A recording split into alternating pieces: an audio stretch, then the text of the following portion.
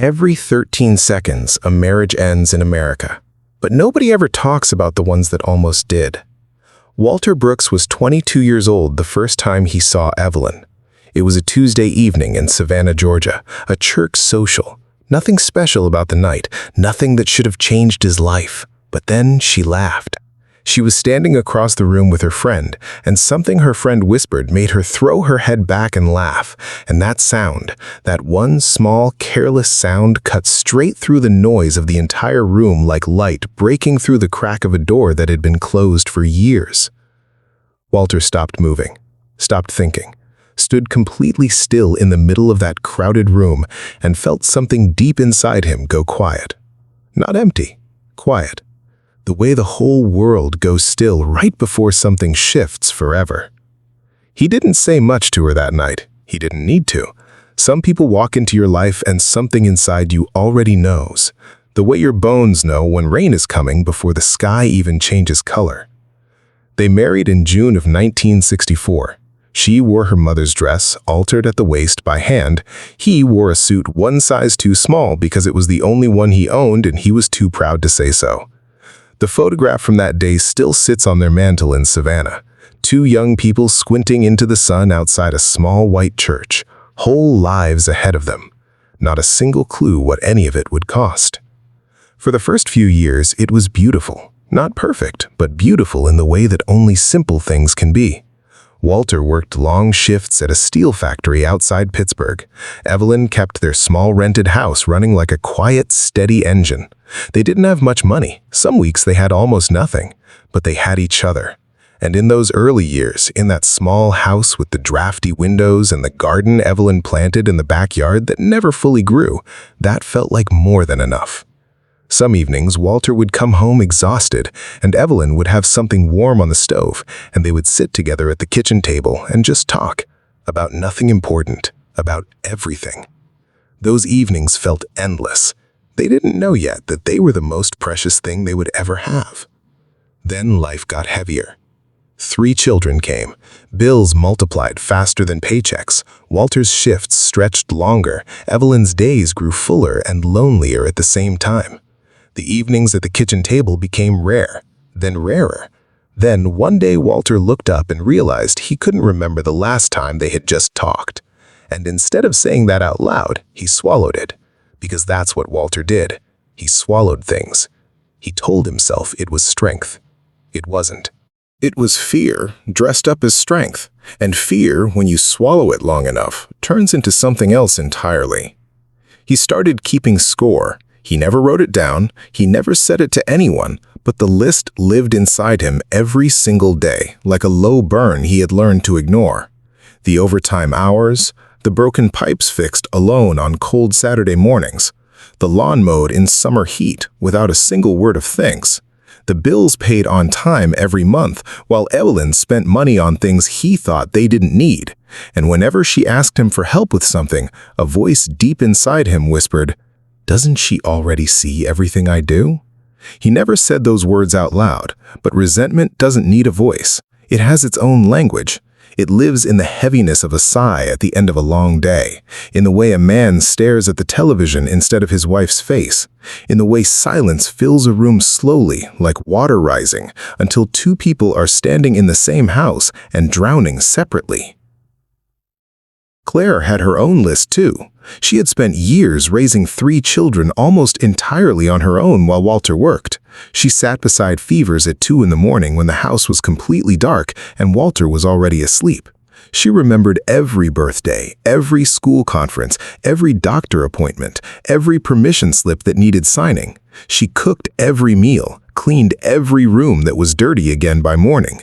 She carried the invisible weight of an entire family on a frame that looked calm from the outside and was quietly breaking on the inside. And when Walter came home and complained about how exhausted he was, when he sat down and expected dinner on the table and quiet in the house, she gave him both. She always gave him both.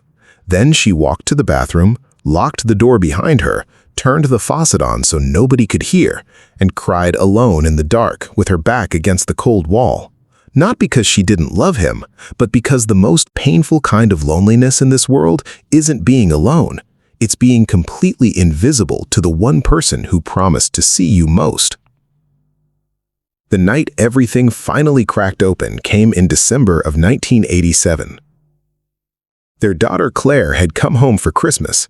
The table was set beautifully, the food was warm, the house looked like the kind of home people dream about from the outside. But the room was cold in a way that had nothing to do with the weather.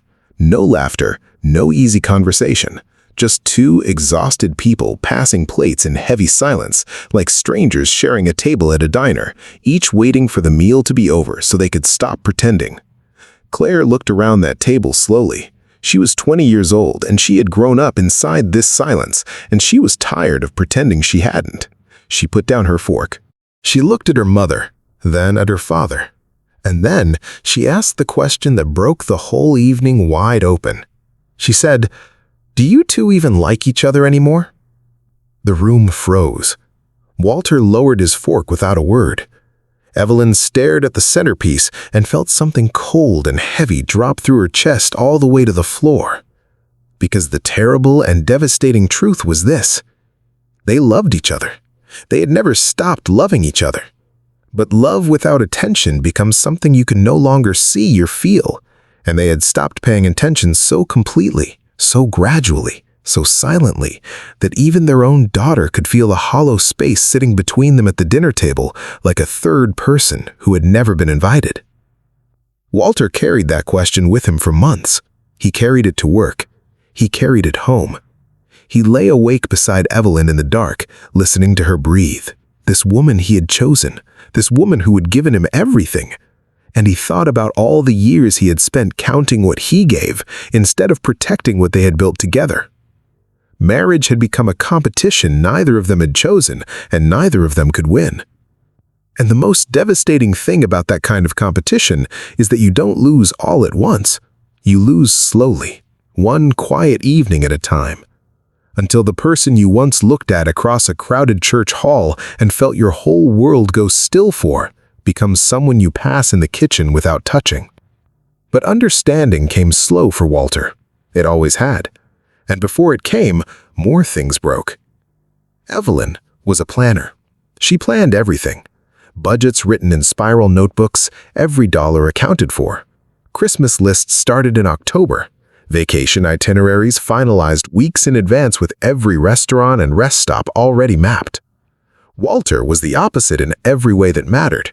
He was the man who appeared in the kitchen doorway on an ordinary Wednesday evening with his coat still on and said, "Let's drive to the ocean tonight." No plan, no reason, just go. For 30 years, this difference between them felt like a wall neither of them could climb. She thought he was irresponsible, a man who moved through life like nothing had consequences. He thought she was rigid, a woman who had forgotten how to feel anything that wasn't scheduled. They fought about it in circles that never went anywhere, and both of them believed, in the private, quiet place where no one else could hear, that if the other person truly loved them enough, they would change. They would meet them where they were. They would finally become the person they needed. But neither changed, and so both felt endlessly silently rejected. Not by a raised voice, not by a dramatic portrayal, just by the slow, suffocating feeling of never being truly accepted as you are by the one person whose acceptance you need more than anyone else on earth. The night Walter finally understood her, he wasn't looking for a lesson. He was just walking to the kitchen for a glass of water. He stopped in the doorway. Evelyn was sitting alone at the table with a stack of papers spread in front of her. Medical forms, insurance documents, unpaid bills. His father had fallen ill, and there were decisions to be made, and phone calls nobody else was going to make if she didn't make them. She hadn't asked for help. She never asked for help. She just sat there in the kitchen light at 10 o'clock at night, handling it all in silence, the way she had handled everything for their entire marriage. Walter stood in that doorway and looked at her for a long time. He looked at the lines on her face and the tired set of her shoulders and the careful way her pen moved across each form, and something inside him that had been closed for a very long time opened quietly without warning. Her planning wasn't controlling. It had never been controlling. It was survival. It was love in the only language she had ever known how to speak. Quiet, thorough, exhausting, invisible love that kept this entire family standing while everyone else leaned on it without knowing it was there. He walked to the table and sat down beside her without a word. He picked up half the papers and started reading. Evelyn looked at him. She opened her mouth to say something and then couldn't. She put her face in her hands and cried in a way she hadn't cried in years. Not from pain, from the overwhelming, aching relief of not carrying it alone for once. Walter put his hand on her back and didn't say a single word. And that silence, that one, was the first good silence they had shared in 20 years.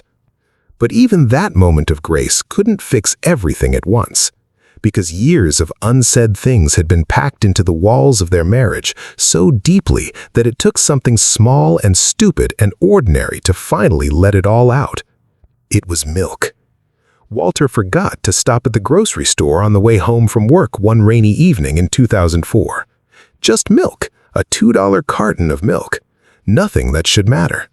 But when he walked through the front door empty-handed, shaking the rain off his jacket, Evelyn looked at his hands, and something inside her that had been holding on for years simply let go. She didn't scream. It was worse than screaming. She stood in the middle of the kitchen and she wept. Not about milk, about years. About every small moment she had asked for something and felt forgotten. About every evening she had waited for him to notice, and he hadn't. About every time she had swallowed her own needs to make room for everyone else's, until there was nothing left of her own hunger at all. Walter stood in the doorway completely still, with rain on his jacket and his heart in his throat, and he felt the full weight of everything he had missed crash over him all at once. Silence doesn't protect a marriage. He understood that now in a way he never had before. Silence doesn't prevent pain, it stores it, compresses it, ferments it in the dark, until one ordinary evening a forgotten carton of milk becomes 20 years of invisible grief pouring out on a kitchen floor. He crossed the room and held her. He didn't explain. He didn't defend himself. He just held her until she stopped shaking. And then they sat down at that kitchen table and they talked until 2 in the morning. They said things they had never said. They admitted things they had hidden for decades. It was not a comfortable conversation. It was one of the hardest nights of their lives. But when it was finally over and the house was quiet again, they were both lighter than they had been in years. Because the truth, even when it hurts, takes up so much less space than the silence built to protect it. They learned that night that the bravest thing two married people can do is say the hard thing early. Not screaming, not blaming, just honesty. Simple and terrifying and necessary. The kind of honesty that says, when this happens, I feel alone. 3 words. And those 3 words did more for their marriage than 2 decades of careful silence ever had. But life is patient. It waited, and then it sent them one more test. By their 30th anniversary, their days had become a loop so familiar it had become invisible. Wake up, coffee, work, bills, television, sleep, repeat. Weeks folded quietly into months, months folded into years, and the romance that had once come so naturally, the ocean drives, the long evenings talking about nothing, the way he used to reach for her hand without thinking about it, had faded somewhere so gradually that neither of them could point to the moment it had gone. They were not unhappy, they were something more frightening than unhappy. They had become roommates. 2 people sharing a life the way strangers share a train car. Polite, functional, completely invisible to each other. Then a couple they had known for decades divorced after 41 years. Everyone was shocked, but later the wife sat with Evelyn over coffee and said something quiet that Evelyn has never forgotten. She said, "We weren't unhappy, we were just emotionally gone." Evelyn drove home that afternoon and sat in the car in the driveway for a long time before she went inside. Because those words weren't describing someone else's marriage, they were describing her own. She told Walter that night. He didn't change the subject. He didn't minimize it. He sat with it the way you sit with something real and heavy, And then the next evening, he turned off the television at dinner and looked at her across the table, really looked at her the way he hadn't looked at her in years, and asked her one simple question. He said, "Are you happy?" Evelyn looked at him for a long moment to make sure the question was real. Then she told him the truth. All of it. The loneliness, the invisible weight, the evenings she had felt like a stranger in her own marriage. And Walter listened, not to respond, not to defend, just to hear her, fully, for the first time in a very long time. They started taking evening walks, holding hands again the way they used to without thinking about it, asking each other real questions. Small rituals. But love is made of small things. Anyone who has been married long enough knows this. Grand gestures are easy. Showing up on ordinary Tuesday evenings when nothing is special and everything is hard, that is the miracle. But the lesson that changed them most completely came through their son, and it arrived wrapped in the kind of pain that no parent ever fully recovers from. Michael was 42 years old when he lost his job during the 2008 recession. He moved back into their house carrying almost nothing and wearing the hollow, ashamed look of a man who has stopped believing he deserves to take up space in the world. He barely ate. He barely spoke. He sat in the spare bedroom with the curtains drawn and the door half closed and disappeared a little more each day. Walter and Evelyn watched their son fade and they felt helpless in entirely different ways. Walter thought Michael needed to be pushed, needed structure, discipline, a reason to get up in the morning.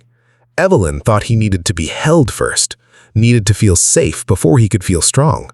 They argued about it in whispered voices in the kitchen after Michael had gone to bed, and the old patterns rose up between them fast and familiar, each certain the other was wrong, each carrying their child's pain alone, each forgetting in the urgency of crisis the one thing they had spent decades learning. Then, one night after midnight, Walter came into the kitchen and stopped. Evelyn was sitting at the table, alone, both hands wrapped around a cold cup of coffee, tears drying quietly on her face. Not crying anymore, just sitting in the aftermath of it. The way you sit when the crying is done, but the ache is still there. Walter looked at her face. This face he had known for more than 50 years. This face that had laughed across a crowded church hall when he was 22 years old and made the whole world go quiet. And something moved through him so deep and so old he had no name for it. He sat down across from her. He reached across the table slowly and took both her hands in his. Her hands were cold. He held them tighter. And then he said, quietly, the most important sentence of their entire marriage. He said, "We're supposed to be on the same side." Evelyn broke, completely and without warning, because after 58 years of scorekeeping and silence and distance and repairs and cold dinners and hard conversations and every beautiful, terrible, ordinary, extraordinary thing life had handed them, they had still, in the middle of their greatest fear, forgotten the most fundamental truth of everything they were to each other. They were not opponents. They had never been opponents.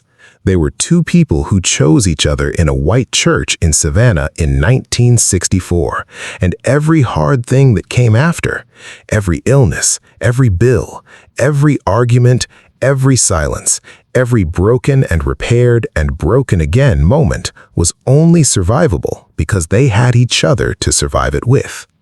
That was the whole point. That had always been the whole point.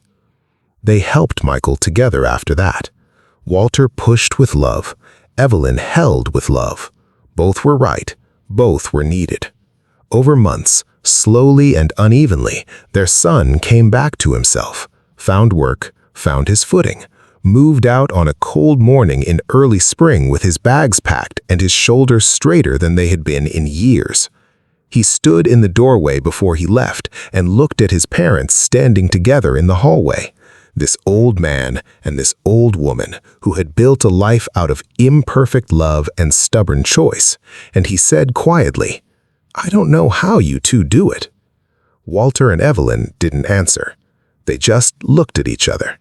And in that look was 60 years of everything, every mistake, every repair, Every night they had almost let go, and every morning they had chosen to stay. Today, Walter is 84 years old. Evelyn is 82. His hands shake a little when he lifts his coffee cup in the early morning light. She still overplans every trip they take. He still appears in the kitchen doorway sometimes and says, "Let's just drive." She still sighs first, then laughs, then goes. Some things never change, but the meaning of those things has changed into something neither of them has words for. What once felt like friction now feels like the texture of a life that was truly, fully lived. Proof that two very different people can hurt each other and forgive each other and grow old choosing each other through every season. Through illness and grief and distance and silence and all the ordinary, unremarkable days that turn out, in the end, to be the most precious ones of all. One evening recently, they were sitting together on the old porch swing as the Georgia sky turned slow and orange behind the trees. The kind of evening that feels like the world has paused just for you. Evelyn turned to him. Her voice was soft, almost a whisper. She asked him the question she had been carrying for a very long time. She said, "If you could go back to 1964, would you still choose me?" Walter didn't answer right away. He looked at her the way he had looked at her that very first night across a crowded room when she laughed and the whole world went quiet. His eyes filled slowly. He took her hand in both of his, hands that had worked and ached and built and held and let go and reached back across 60 years of everything this life asks of a person. He looked at her face, every line of it, every year written there. And he smiled through tears and said the only true thing he had left to say. He said, "In every lifetime, Evelyn, every single one." She laid her head against his shoulder. He pulled her close. The swing moved slowly in the warm Savannah evening air. The sky went dark around them. Crickets, distant traffic, the smell of her hair the same as it had always been. And two old people who had almost lost each other more times than they could count, held on quietly in the dark because they had, finally, after 60 years of everything, understood the one truth that matters most. Time does not wait. Love is not a feeling that arrives and stays without tending. It is a choice, made again and again through every hard and ordinary season, in every small and quiet moment when it would be easier to let go. And the greatest gift you can give the person you love is simply this: to refuse, no matter what, to let them face this life alone. If this story reached you today, if it reminded you of someone you love, someone you've lost, or a moment you wish you could go back and do differently, please subscribe to the 11th Hour's Last Words. Every week, we bring you real stories about real people who loved imperfectly and kept choosing anyway. Stories that remind you what matters most before it's too late. Subscribe right now and leave a comment below. What is one thing you wish you had said sooner to someone you love? We read every single one. Every single one.